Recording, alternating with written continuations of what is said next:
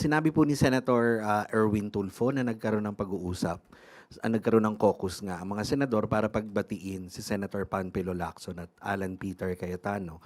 At maraming nangangamba na baka makompromiso ang kaso ng umano'y questionableng flood control sa Taguig na kinasasangkutan ni Senator Cayetano. Ano po ang reaksyon ng palasyo dito? Mas maganda naman po talaga na ang bawat tao, hindi lang po public servants, lahat po sana ay nagkakasundo.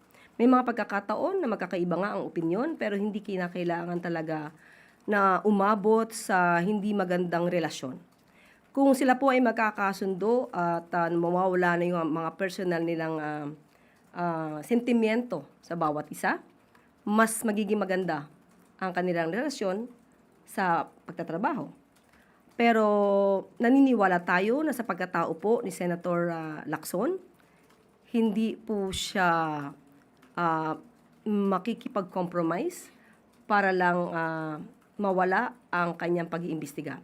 So naniniwala tayo na tuloy-tuloy pa rin po ang mga issue na dapat na imbestigahan. Kung may mga ebidensya, alam na po din po natin na ito'y kanyang pagpapatuloy.